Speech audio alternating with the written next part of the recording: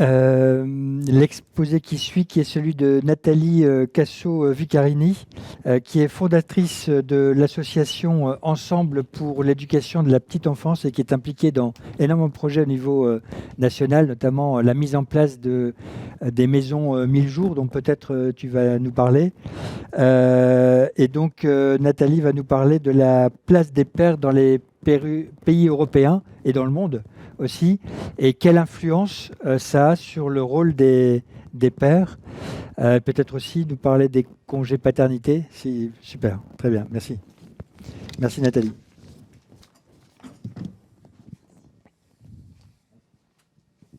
Merci beaucoup. Merci de votre invitation. Très heureuse d'être avec vous. Nous sommes ensemble réunis pour partager ces connaissances et elles sont absolument essentielles pour intervenir tôt sur la trajectoire de nos enfants et des familles. On sait à quel point l'impact est fondamental pour notre société.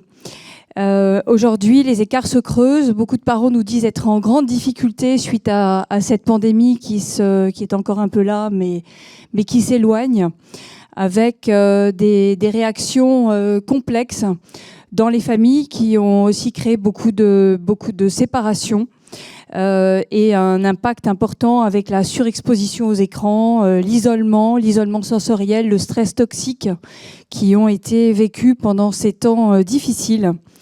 Voilà, donc aujourd'hui, on est tous ensemble pour apporter des pistes les plus sérieuses possibles, basées sur les recherches scientifiques et sur la pratique clinique, que je vais commencer par vous exposer et vous dire en introduction qu'il faut bien tout un village pour élever un enfant, et que ce village, c'est la niche sensorielle qui est fondamentale pour que chacun se sente en confiance avec le monde dans lequel il vit, avec toujours cette question fondamentale de regarder quel est l'intérêt de l'enfant quand on a des doutes, quel est l'intérêt de l'enfant, quel est l'intérêt de la famille, et à ce moment-là, on peut avoir des réponses solides. Merci beaucoup, c'était passionnant. Je vais essayer d'apporter mon petit grain de sel de l'association pour parler des nouveaux pères, un facteur de protection, et c'est un facteur de protection pour la santé sociale. Et que dit la recherche ? Avec un sommaire en plusieurs parties. Que révèle l'éthologie ? Moi aussi, je vais parler... Ah oui, pardon. Voilà, c'est moi qui ai la main. Que révèle l'éthologie ? On va parler de prématurité et de place du père en Europe et aussi dans d'autres pays. Le phénomène des papas solos, l'influence du milieu paternel sur le développement des enfants, on est en plein dans l'épigénétique. Le phénomène de la couvade, les maisons des 1000 premiers jours, dont a parlé le professeur Storm, et un arrêt sur image sur les congés de naissance. Donc, comme clin d'œil, j'ai prévu une petite vidéo d'une relation d'un papa avec ses deux enfants.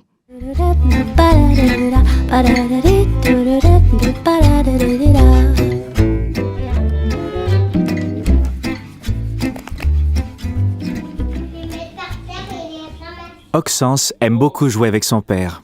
Tu les mets pas par terre, hein ? Depuis quelques semaines, sa sœur Léance est invitée à se joindre à leur jeu. On fait comme ça ? Non, on peut pas jouer avec ta petite... On peut pas jouer avec la petite sœur ? Pourquoi intégrer un tout petit au jeu des enfants plus grands ? Arnaud, attends, tiens. Oui. Tiens. Elle joue avec moi, comme ça elle me dira ce qu'il faut faire, avec qu'est-ce qu'il faut mettre ensemble, tout ça. Peut-être. Ouais, on essaye ? En jouant ensemble, Oxence et Léance apprennent à se connaître et tissent des liens qui influencent déjà leur relation future. Elle te dira, tu écouteras ce qu'elle te dit. Encourager les enfants à jouer ensemble, sans toutefois les forcer à le faire, est une source d'apprentissage pour eux. Regarde ce qu'il faut faire. Petite sœur, le jeu là ? Oui. Elle dit oui. Elle a dit oui. Pour Oxence, jouer avec sa petite sœur lui permet de mieux comprendre le point de vue de l'autre et ses émotions. Ce qui est aussi profitable dans sa relation avec ses autres amis. Pour Léance, être au cœur de l'activité est une occasion privilégiée de découvrir le monde qui l'entoure et d'entrer en relation avec son père et avec son frère. Ah oui. Les interactions entre frères et sœurs sont toujours chargées d'émotions, parfois positives et parfois négatives. Toi tu comprends la petite sœur, toi ? Ah bon ? Elle a dit oui. Ah bah c'est cool. Et bon. Comme ça tu pourras nous traduire ce qu'elle dit des fois, parce que nous on comprend pas tout. C'est en valorisant les comportements et sentiments positifs d'Oxens envers Léance que leur père favorise le développement d'un lien harmonieux. En jouant ensemble, chacun y trouve son compte, à sa façon.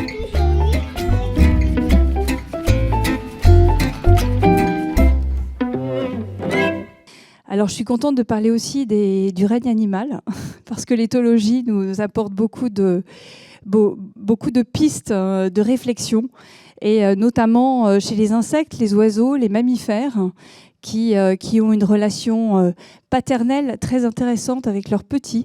Ici, on parle du manchot empereur mâle, qui est présent auprès de la femelle et qui va couver pendant 2 mois les œufs qui sont là, avec une poche qui se déplie au-dessus de l'œuf, et il passe d'une patte sur l'autre pour essayer de ne pas abîmer sa progéniture tout en la réchauffant, parce qu'évidemment on est dans des pays très froids, et il attend la femelle pendant 2 mois qui est allée faire les courses et qui revient pour nourrir le petit et le papa qui commence à dépérir. Voilà une relation qui est extrêmement intéressante et qui est en lien avec notre souris. Je ne sais pas quel est le niveau d'hormones, hein, ni quelle est l'hormone qui interagit, mais en tout cas c'est très intéressant de voir que c'est naturel chez les mâles dans ces catégories d'insectes, d'oiseaux et de mammifères. Pour vous dire que l'OMS ainsi que nous tous, nous recommandons le pot à pot, qui est extrêmement important dès la naissance, autant dans le règne animal que chez nos petits dômes, parce que c'est une continuité avec le monde d'avant, et cette synchronie des interactions parents et bébés participe à l'accordage qui est fondamental. On a parlé d'attachement, on va continuer probablement à parler d'attachement. La boucle du plaisir, de la récompense dans le cerveau enclenche le cercle vertueux de l'attachement, qui est un excellent signe de développement chez nos enfants.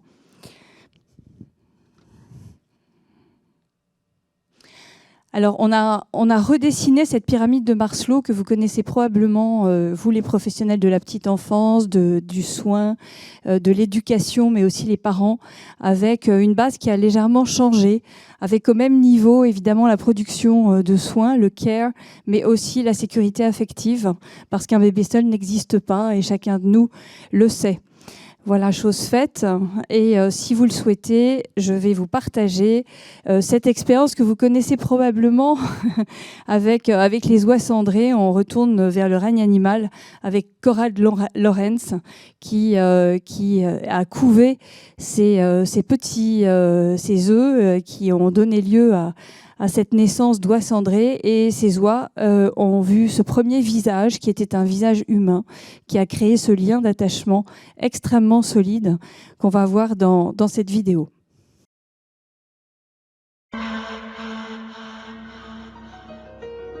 Le pionnier est le psychiatre et psychanalyste britannique John Bowlby. Il s'est inspiré des recherches sur les animaux et en particulier des découvertes de l'éthologue allemand Konrad Lorenz, faites à partir de son observation des oiseaux. Lorenz était là quand un oisillon brisa sa coquille et jeta son premier regard sur le monde. C'est à lui que cet oisillon s'attacha et il poussait des cris de détresse dès qu'il le voyait s'éloigner. Lorenz vérifia que la même chose se produisait avec des oiseaux d'espèces différentes et montra que les oiseaux s'attachent au premier objet qu'ils voient bouger lorsqu'ils sortent de l'œuf. Il appela ce phénomène l'empreinte. Lorenz traversa alors une époque curieuse, pendant laquelle il était sans cesse suivi pas à pas par des couvées entières. Les oisillons délaissaient leur mère naturelle pour l'accompagner lorsqu'il allait se baigner ou faire une promenade en barque.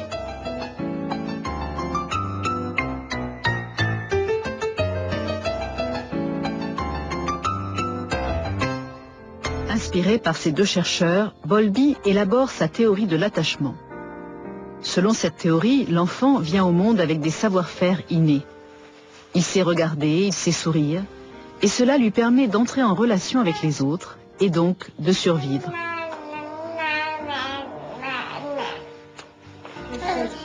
La mère, de son côté, est intuitivement en mesure d'être proche de son bébé. Ces échanges nourrissent l'attachement, qui est l'équivalent de l'empreinte chez l'animal.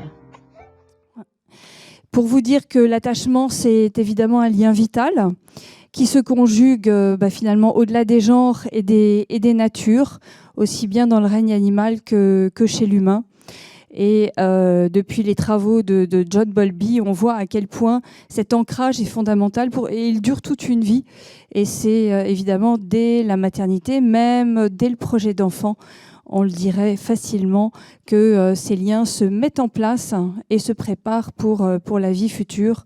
On vous partagera également ces deux panneaux qui décrivent la théorie de l'attachement et ce lien tout à fait singulier qui grandit jour après jour chez les humains, mais aussi dans le règne animal. Alors, cette deuxième thématique sur la prématurité et la place du père en Europe est importante parce que là, on voit une carte. Dans les pays foncés, on voit le volume d'enfants prématurés qui naissent en Europe. En France, c'est 7,4% des naissances prématurées. Ça a augmenté de 25% en 20 ans.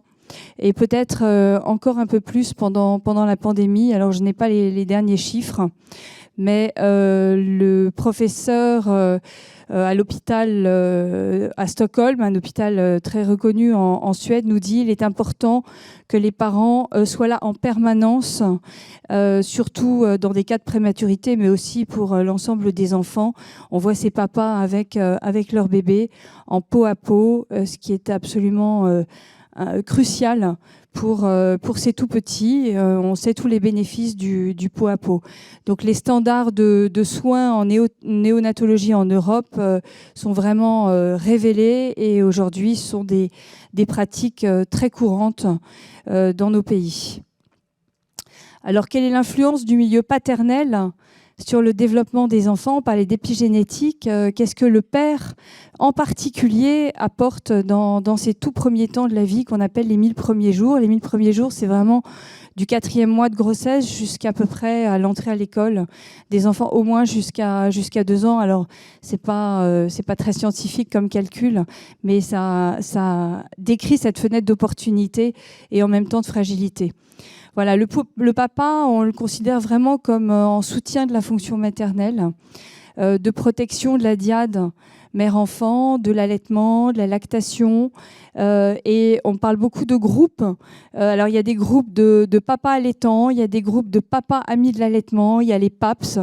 Il y a des groupes dans le monde entier de papas qui se retrouvent ensemble et qui mettent en place des facteurs de protection dans cette partie très, très vulnérable et en même temps très prometteuse de la vie. Donc, dès la sortie à la maternité, nous dit Fabrice, à la maison, je me suis tout de suite impliquée dans les soins et la relation avec notre bébé. Et moi, j'avais peur de ne pas savoir m'y prendre avec un nouveau-né. Et j'ai été immédiatement en première ligne, nous dit-il. Voilà, ça veut dire que peut-être cette maman a aussi encouragé cette place pour ce papa qui développe une relation qui va être très différente finalement de la relation qu'aura la maman auprès du bébé, davantage basée sur le toucher, sur le mouvement, attentif à la motricité du bébé, peut-être plus que les mamans. Les papas chatouillent beaucoup, ils se bagarrent, ils font semblant. Et le jeu libre, l'exercice physique, la prise de risque est plus importante du côté des papas. Et là, on va tester évidemment une relation différente. Ça s'appelle aussi l'attachement, hein, le va-et-vient. Et cet enfant va faire cette expérience de prendre des risques en étant accompagné par son papa.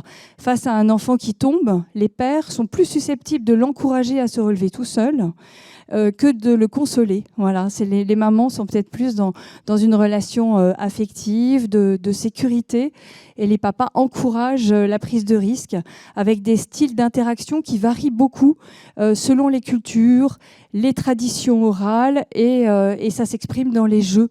Les papas jouent beaucoup, on observe en tout cas que les papas jouent beaucoup avec leurs tout petits, ce qui active cette boucle de plaisir et de motivation mutuelle dans cette relation privilégiée entre les papas et les bébés.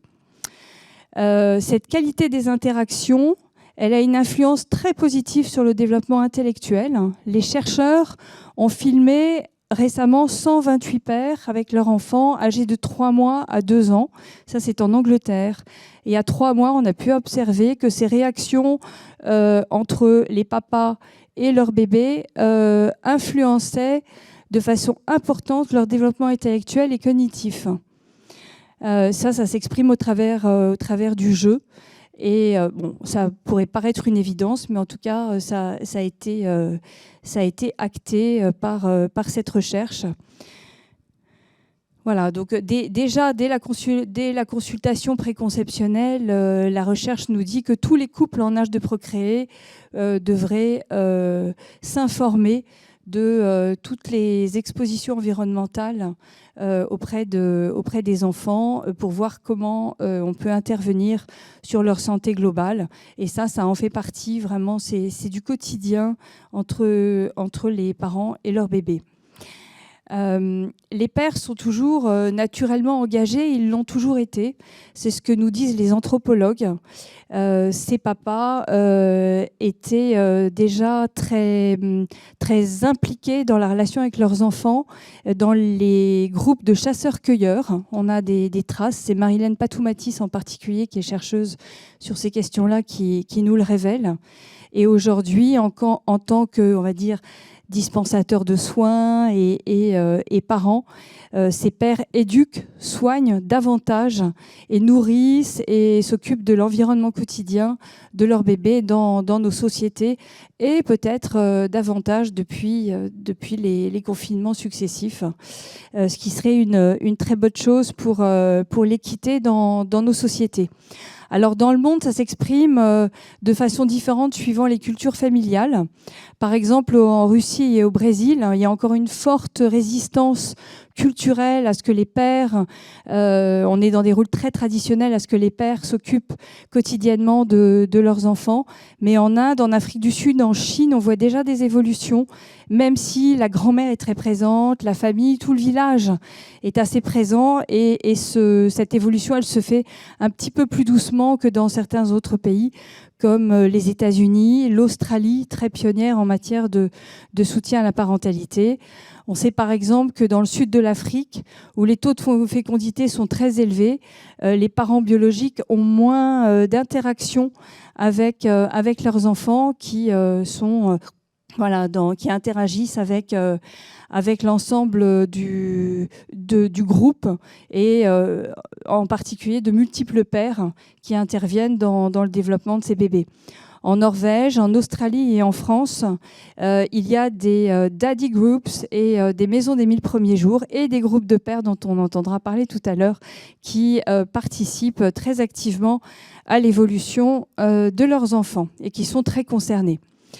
Alors un phénomène qu'on appelle la couvade, vous l'avez évoqué rapidement tout à l'heure, c'est une large variété de symptômes physiques et psychologiques qui apparaissent en général au premier trimestre de la grossesse, qui peuvent disparaître tout ou partie pendant le deuxième trimestre, mais qui sont réactivés juste avant la naissance du bébé et qui s'évanouissent quasiment à la naissance de ce petit. Alors parfois, c'est une image assez rigolote, parfois les papas ont l'impression d'être mis à l'écart, de ne pas être suffisamment impliqués depuis la grossesse, parce que finalement il faut agir tôt, toujours, on en revient toujours là, dès la grossesse à ces rituels qui peuvent être l'autonomie, la gestion des émotions autour de cette révolution qui arrive que de devenir parent. C'est peut-être une manière aussi d'exprimer leur anxiété, leur crainte et peut-être des difficultés par rapport à cette transition, beaucoup de questionnements par rapport à l'arrivée du bébé. Et on pense aussi à une réaction hormonale, selon certaines études, d'un syndrome qui serait lié à une baisse de testostérone pendant cette période de gestation de leur conjointe.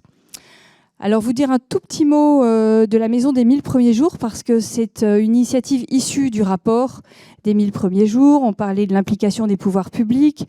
C'est peut-être ce maillon manquant à la chaîne de prévention précoce qui va fédérer tous les services liés au développement de l'enfant et qui va permettre d'installer dans tous les lieux existants, que ce soit une maternité, une PMI, une crèche ouverte le samedi matin, un lieu d'accueil de la parentalité, un lieu de soutien, et rassembler des groupes de parents bébés, une dizaine de parents, une dizaine de bébés à peu près du même âge qui sortent de la maternité.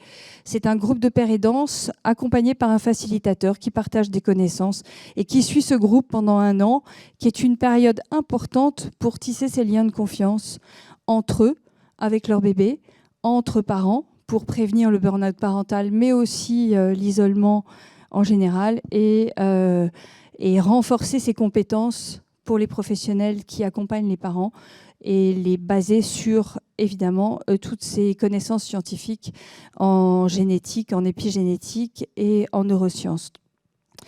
J'ai prévu une petite vidéo. Maintenant, je prends des pincettes. Voilà, quelques grandes personnes vous parlent de cette maison des 1000 premiers jours, dont la première est pas loin d'ici, à Arras.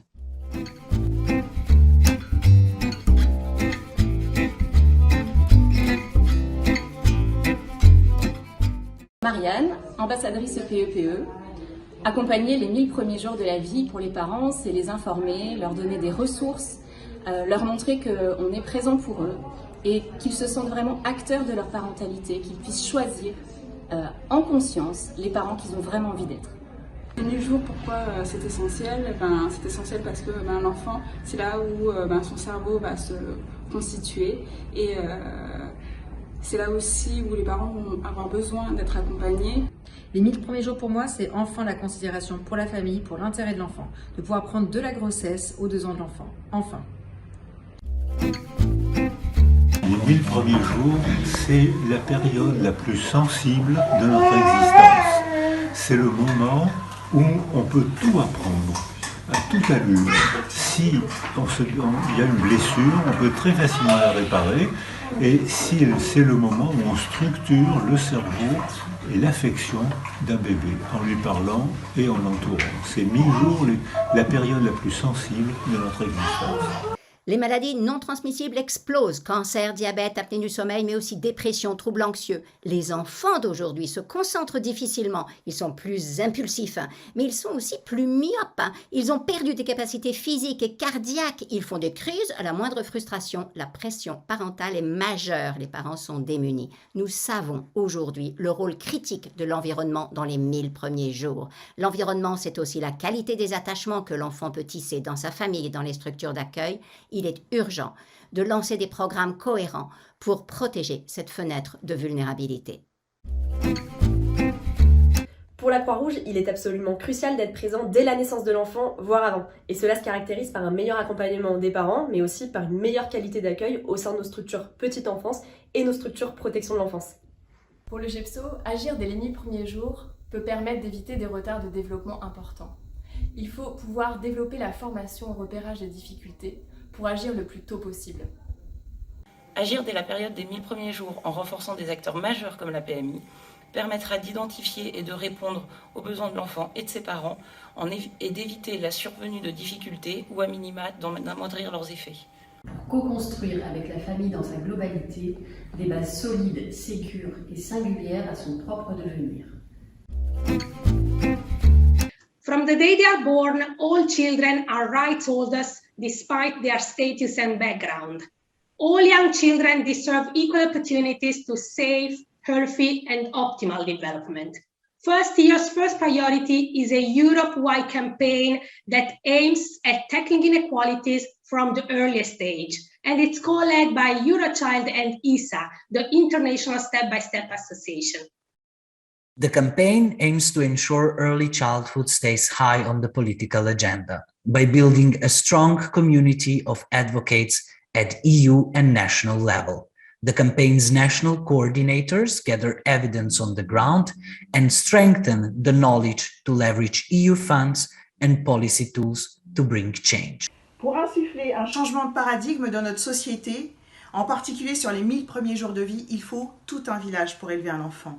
Le but de la coalition nationale en France est de porter ensemble une visibilité croisée et cohérente de la petite enfance au cœur même des politiques publiques et au sein même d'un écosystème en France.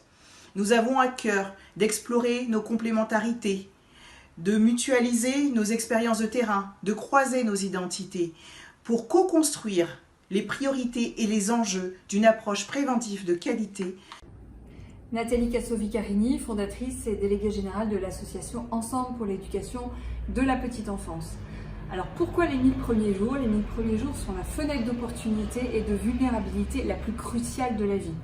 Les planètes sont alignées, les organisations internationales comme l'UNESCO, l'OCDE, les organisations européennes avec la garantie pour l'enfance et la première coalition européenne pour la petite enfance, ainsi que le rapport des 1000 premiers jours en France, convergent dans leur vision pour outiller les parents et les professionnels à accompagner les enfants à être des acteurs engagés de la société de demain.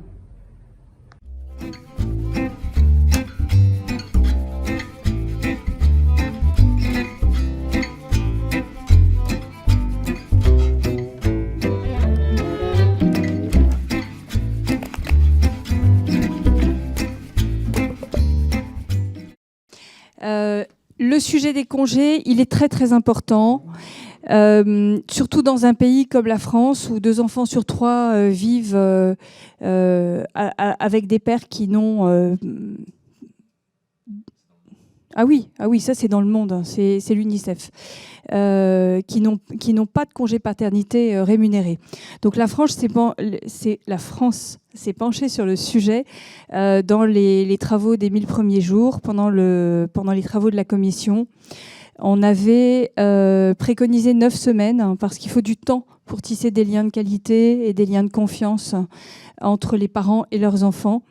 Et voilà, 28 jours permettent de faire connaissance avec son bébé, ne permet pas tout, mais on espère que ces premiers temps d'accordage vont être suffisamment nourrissants pour les parents et leurs enfants, et notamment pour le père, puisque ces 28 jours sont accordés au père depuis le 1er juillet, vont être suffisamment nourrissants pour donner le goût à cette relation continue avec son bébé. Voilà, l'idée, c'est de trouver le bon rythme avec son bébé, l'accordage affectif au travers de la parole, du regard, du toucher. On sait que tout ce qui est lié au sens, c'est la voie d'entrée de la connaissance chez les enfants. Et ça, c'est fondamental que le père puisse y participer dès le début. On sait que la recherche scientifique nous dit que plus le congé paternité est long, plus la sensibilité au père ou au second parent à l'enfant est grande. Voilà. Il y a un rapport qui a été publié au Canada sur la proportion des pères qui ont demandé un congé paternité et qui a augmenté de quasiment 36% l'année dernière pendant la pandémie. C'est dire combien... l'an dernier, contre 31% en 2018. Donc il y a une augmentation significative du nombre de pères qui ont, sur un territoire qui a amorcé déjà ce sujet au Canada et au Québec. Donc plus ce sujet est amorcé tôt, plus les pères s'impliquent dans la démarche, parce qu'en France, on a encore un nombre important de pères qui ne prennent pas leur congé paternité. Donc ça a été à partir du 1er juillet. Ce congé parental, donc il y a 28 jours et contre 14 auparavant, avec une semaine obligatoire, mais qui pour l'instant n'est pas encore applicable à tous les métiers, notamment dans les métiers de l'entreprise individuelle ou du secteur je ne sais pas comment le qualifier, mais des professions libérales. Voilà, exactement. Donc on espère que cette première pierre va amorcer une dynamique. Alors on voit ici cette flèche bleue au milieu et la France. Tout en haut sur le graphique, vous avez les pays qui sont très engagés dans la démarche depuis un peu plus de 20 ans de politique familiale impliquée, avec des congés paternité et des congés de naissance qui sont bien plus importants que cela. En tout cas, ce que je voulais souligner, c'est qu'une étude allemande montre que les pères qui bénéficient d'un congé de 8 semaines renforcent davantage leur relation avec leur enfant à long terme. Et ce lien est très précieux, autant pour les pères que pour les enfants. Elle indique qu'il est préférable que les pères ou seconds parents interagissent également seuls avec leur bébé. Alors ça a été le cas au Danemark, par exemple. Le gouvernement avait décidé que l'année consacrée au congé parental, après la naissance, était séparée en deux, la moitié pour la maman au départ, et puis la moitié pour le papa. Et il y a eu beaucoup de séparations de parents. Et maintenant, l'organisation est différente et ce sont les parents qui décident d'être chacun à leur tour avec leur bébé en fonction des besoins de la famille et des contraintes aussi de travail. Et finalement, ce temps seul avec le bébé permet d'appréhender en fait tout l'environnement du bébé et l'environnement à la maison et les tâches domestiques et tout ce qui est lié à la présence de l'enfant à la maison. Voilà, il est démontré que seuls les pères ayant passé plusieurs semaines avec leur bébé, entre la naissance et l'âge de 4 mois, sont capables de distinguer les pleurs de leur propre bébé dans une pièce où d'autres bébés pleurent. Voilà, donc on voit qu'il faut du temps pour l'accordage et du temps pour prendre connaissance avec son bébé. Des études dans plusieurs pays nordiques illustrent que quand un papa s'occupe d'un bébé, il devient plus confiant et notamment à l'égard évidemment de tout ce qui concerne le bébé, mais aussi des tâches domestiques. Une étude norvégienne montre que les pères ayant bénéficié d'un congé font des remontées d'expérience très positives sur leur bien-être et la relation avec leur bébé, ce qui augure de bons moments pour la suite. Et ils se sentent actifs auprès de leur enfant.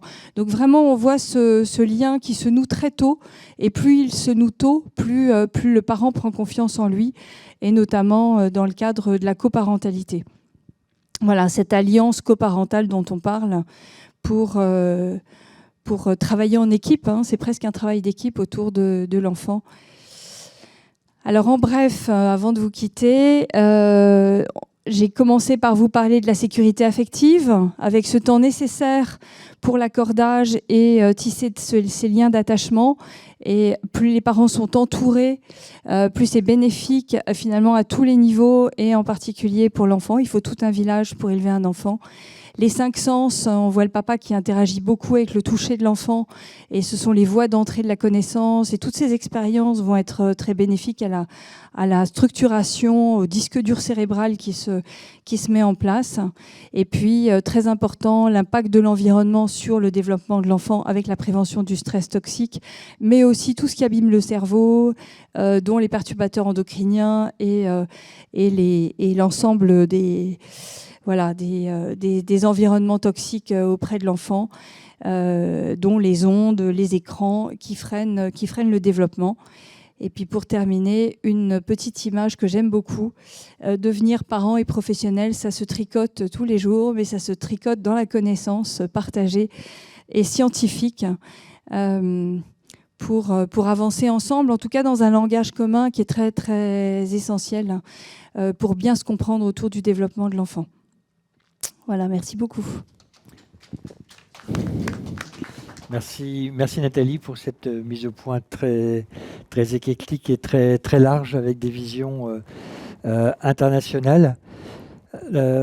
J'imagine qu'il y a des questions, mais j'en ai une un peu spécifique sur les maisons de naissance. Comment tu vois en fait la façon dont on peut finalement soutenir les pères à jouer leur rôle de père via les maisons 1000 jours. Et notamment, donc tu parlais des groupes de pairs. Comment tu conçois les groupes de pairs et l'animation des groupes de pairs? Comment faire pour les faire venir et rendre les choses un peu ludiques et attractives pour les pairs? Alors on a cette expérience, j'ai cette expérience depuis une vingtaine d'années lorsque je travaillais sur un territoire très fragilisé en Australie. Et c'est là que j'ai découvert l'approche des maisons des 1000 premiers jours. Là-bas, on parle des cottages.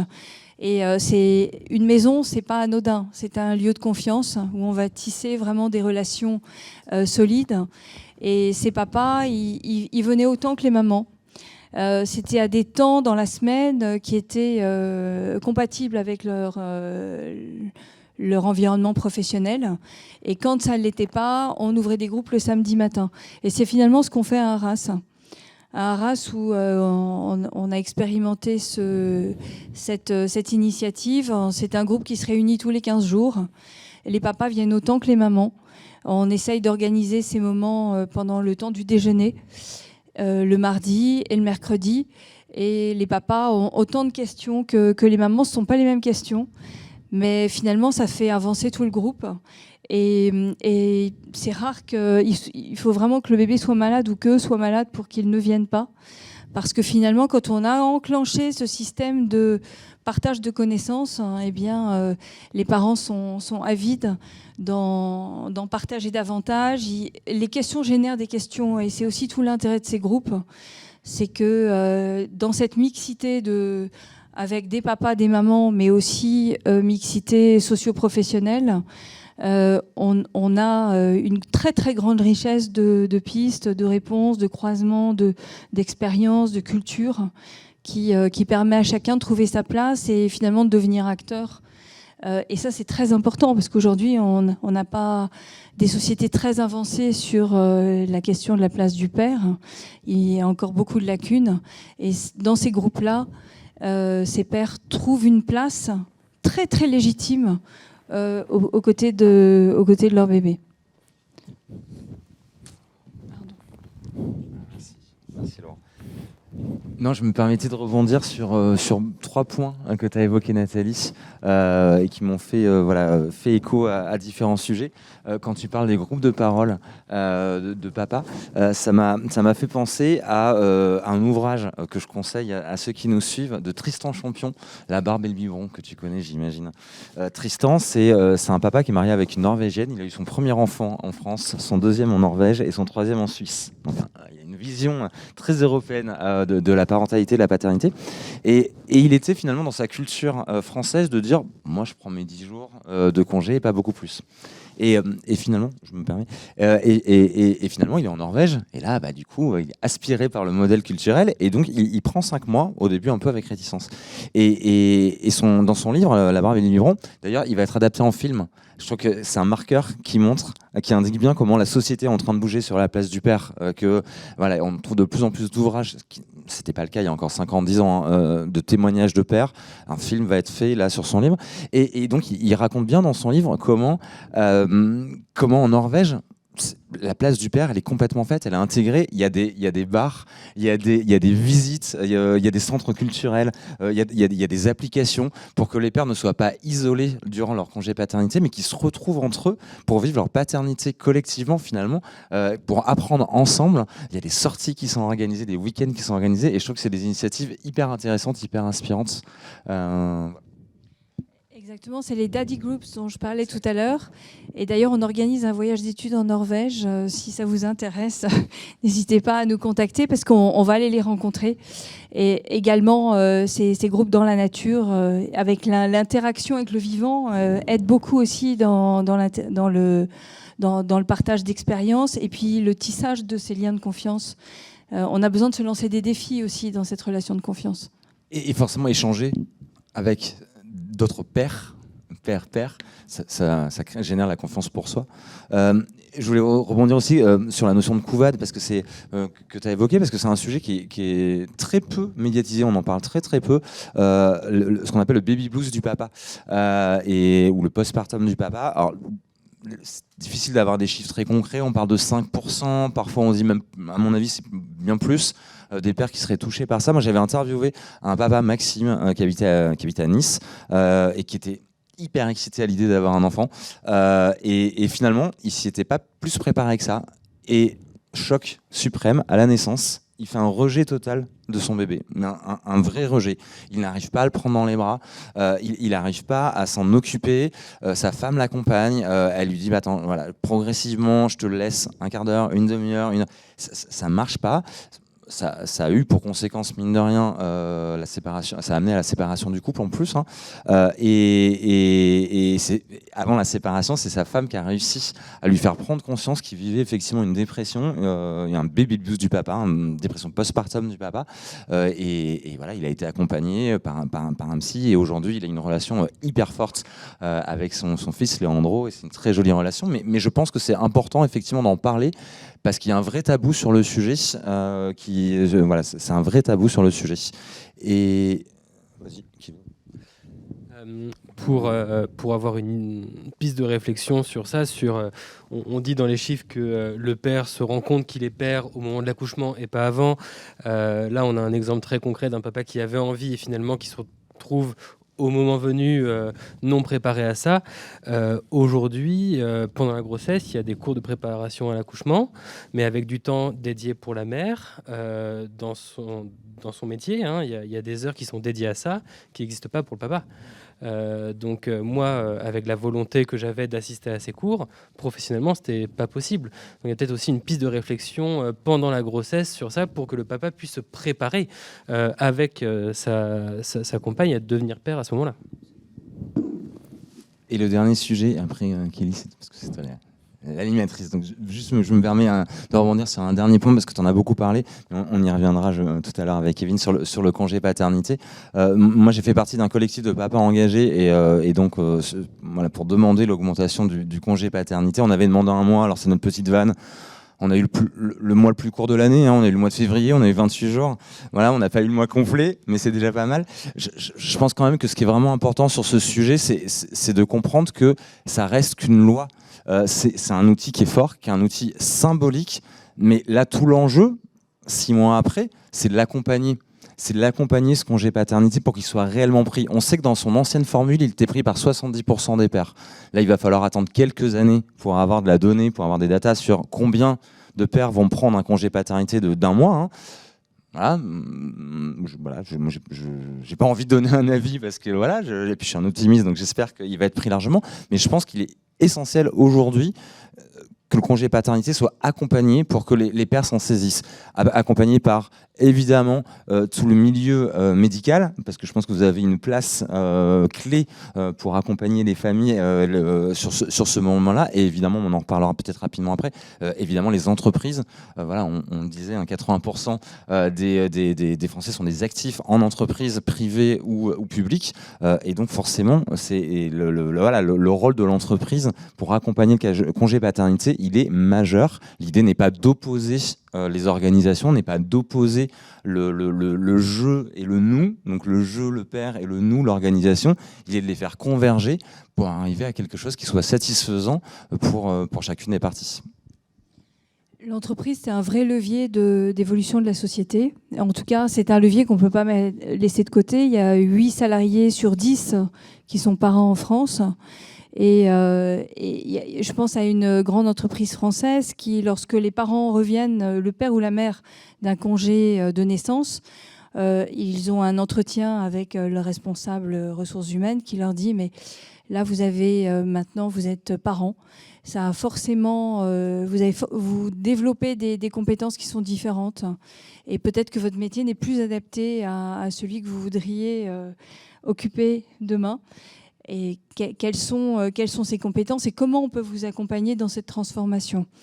Et l'entreprise a tout à y gagner parce que d'après les dernières études, le parent a envie de se...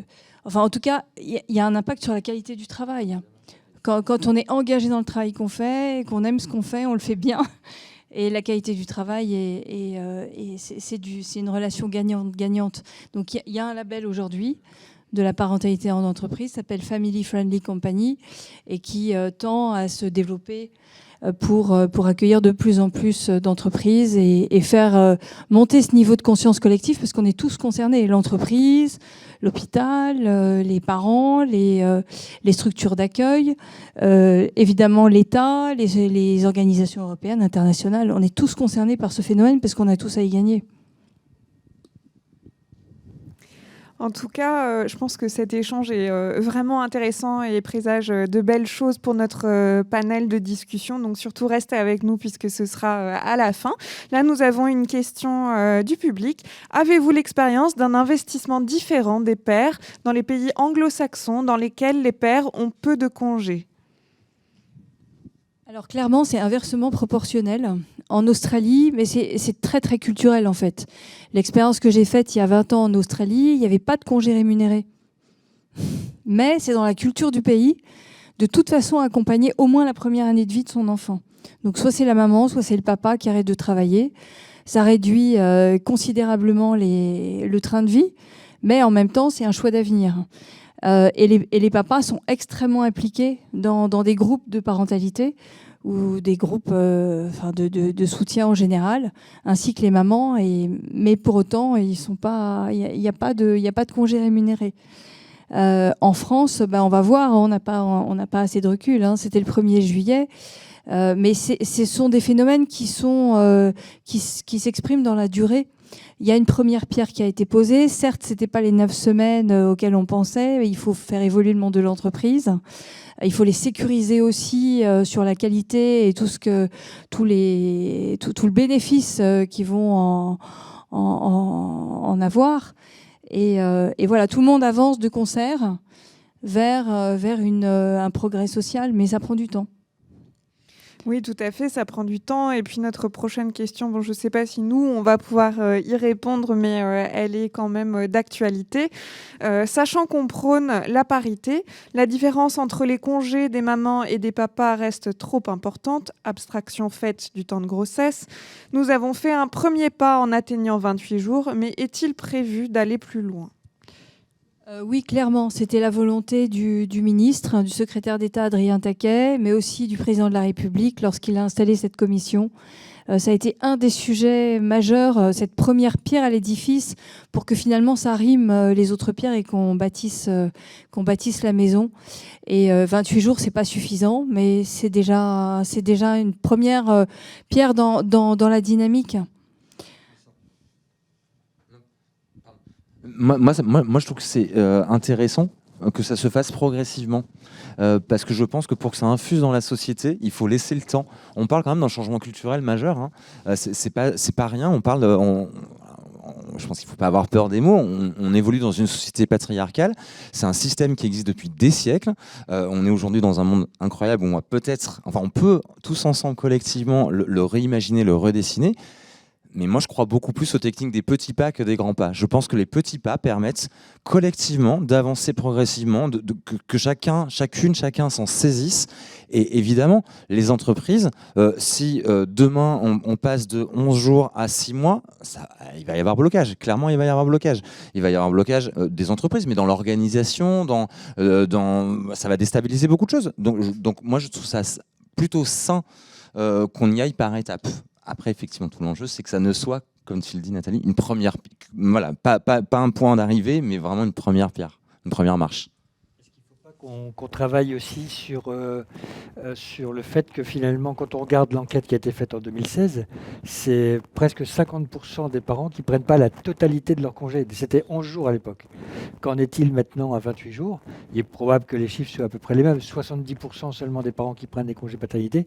Peut-être creuser déjà les raisons qui font qu'elles ne le prennent pas pour trouver des solutions à ces difficultés. Il y a toute cette dynamique autour des 1000 premiers jours de vie qui a fait énormément monter cette prise de conscience collective, que ces premiers temps de vie sont fondamentaux et tout ce qui va se passer pendant cette première période de la vie va durer toute la vie. Déjà, cette prise de conscience, elle permet de repenser le dispositif autrement. On est dans une autre dynamique aujourd'hui. Il y a des pays européens qui réfléchissent à cette question-là. On va enfin avoir une garantie européenne pour l'enfance ciblée vers la petite enfance. la France a pris la présidence du Conseil de l'Europe et c'est des sujets qu'elle travaille. Et tout ça va, c'est comme dans le cerveau, tout interagit. Chaque pierre à l'édifice va permettre de faire prendre conscience aux entreprises que ce qui est fondamental, de laisser du temps aux parents pour accompagner les salariés de demain aussi. Et puis avoir des phases de consolidation des systèmes pour que on franchisse un pas supplémentaire après. Mais tout ça vient ensemble. Cette dynamique des 1000 premiers jours, elle est multimodale. Et finalement, je crois que c'est comme ça qu'on arrivera à vraiment passer une étape importante. Alors peut-être une dernière question. Merci de parler du baby blues des pères. À quand une consultation postnatale à l'attention des pères? Alors peut-être que je peux en dire 2 mots en tant que psychologue. Je pense qu'effectivement le fait qu'on évoque cette idée de la santé mentale des pères, on commence à en entendre parler un petit peu. Et là j'évoque notamment tout le rôle des médias et de la presse autour de ce sujet-là. Et puis je pense que c'est quand même important de faire la distinction entre le baby blues et la dépression du postpartum, qui sont quand même 2 choses très différentes. Avec le baby blues qui touche énormément de parents, de mamans, de papas, mais qui souvent va durer quelques jours et qui s'estompe avec le temps. Contrairement à la dépression du postpartum, où là on est vraiment dans quelque chose qui s'installe, qui peut venir altérer les liens avec son bébé, où il y a une détresse qui est extrêmement importante. Et je pense qu'au-delà du fait de parler de la santé mentale des pères, je pense que c'est important de se questionner sur le rapport que nous avons en tant que société face à l'homme, le masculin et l'émotion.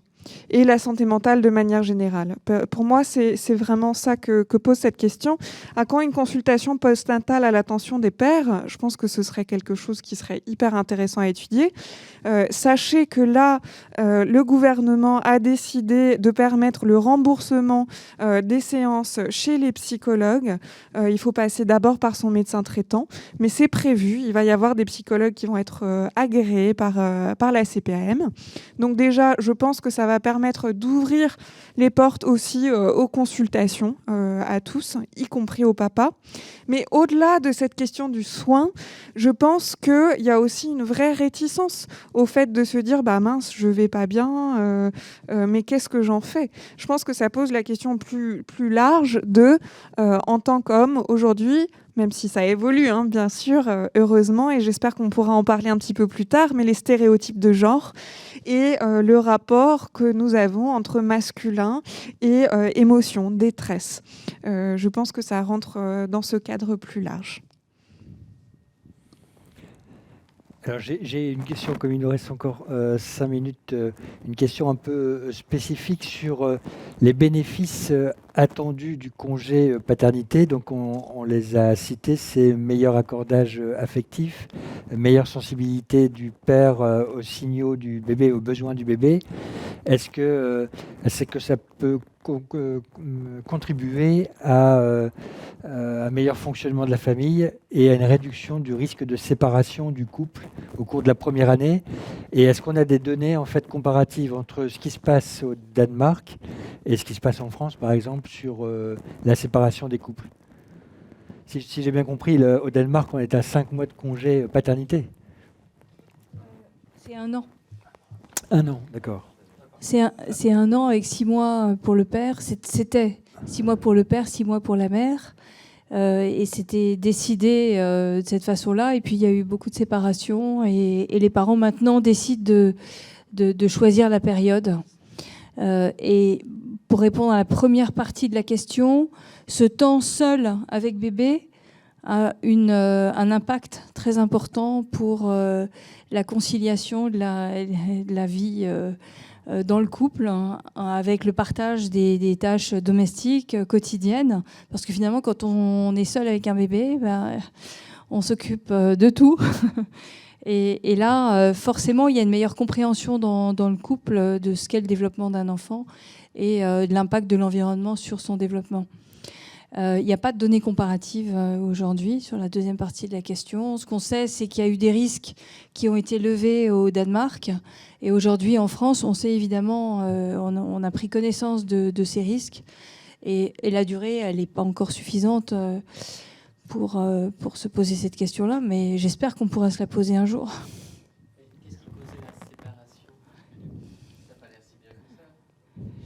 Un temps identique pour le père et pour la mère n'était finalement pas favorable au couple. Certaines mamans se sentaient dépossédées de ce temps-là avec leur bébé parce que c'était le choix de la famille, et certains papas se sentaient pas très légitimes ou pas très. C'était pas leur choix de rester si longtemps avec leur bébé. Alors c'était, je sais pas si on se souvient de ça, mais à la commission, il y avait une Québécoise qui était avec nous, Joanne, et qui disait à partir de 4 mois, un bébé, c'est fun, hein, parce qu'il réagit, il y a vraiment un échange très interactif, hein, et c'est dommage de quitter son bébé à ce moment-là. Donc, avoir ces 4 mois avec un bébé, qu'on soit papa ou maman, c'est fondamental. Donc, au moins passer cette période-là en commun. Et puis après, un temps partagé seul avec bébé semble être une très bonne, un très bon facteur de protection pour la suite. Dans l'idéal, hein, dans les étapes prochaines. Merci beaucoup. Je pense qu'on a une dernière question pour clôturer. Je pense qu'il est important de recentrer l'enfant et sa famille sur ses droits pour le développement de l'enfant. Selon vous, quel professionnel serait à même de faire le lien entre tous les dispositifs mis en place à la famille ? Je crois que c'est une bonne question que je voulais aussi poser quand tu parlais du facilitateur dans le cadre des maisons 1000 jours, donc, dont le rôle est d'animer les groupes de parents, les groupes de pères. Ça correspond à quel professionnel ? Comment tu vois les choses ? Alors, je crois que j'ai eu cette expérience en Australie, mais c'était il y a 20 ans. J'étais une facilitatrice dans un cottage pendant toute une année, enfin plusieurs années, mais au moins une année avec des mêmes groupes. Et c'est vraiment... Il y a des prérequis, il y a une expérience, parce que ce sont des métiers complexes. Il n'y a pas plus difficile quand même que d'accompagner le développement de l'enfant. Et le soutien aux familles. Donc, il y a des prérequis en termes de connaissances. Évidemment, avoir des connaissances en neurosciences, des connaissances en épigénétique, des connaissances basées sur la science. On parlait de evidence-based tout à l'heure. Et une expérience qui permet de bâtir cette posture qui est importante de facilitateur. C'est pas celui qui sait, qui va donner des leçons ou des conseils aux parents, c'est celui qui va partager de la connaissance à jour et qui va permettre que cette connaissance et cette parole, elle circule dans le groupe et que les parents s'approprient ces connaissances pour en faire quelque chose dans leur quotidien. Et ça passe par le prisme d'un parent, d'un autre, d'un troisième, et cette parole qui circule dans le groupe qui est très importante. En termes de prérequis, moi je pense que on les a nommés, il y a l'expérience, et puis après, il y a des métiers qui sont prédisposés, comme le métier de sage-femme, comme le métier d'éducateur de jeunes enfants, comme le métier de psychologue, qui peut-être vont avoir besoin de modules complémentaires pour être en capacité d'accompagner ces bébés et leurs familles pendant la première année de leur existence, mais aussi avoir cette connaissance des services du territoire pour accompagner ces enfants lorsque un trouble intervient dans leur développement ou qu'il y a des signes qui présagent de complications. À ce moment-là, ne pas attendre, et c'est bien la prévention précoce qui nous anime, à pouvoir amener cette famille à consulter ou à aller rencontrer le CAMS ou différents services le plus tôt possible.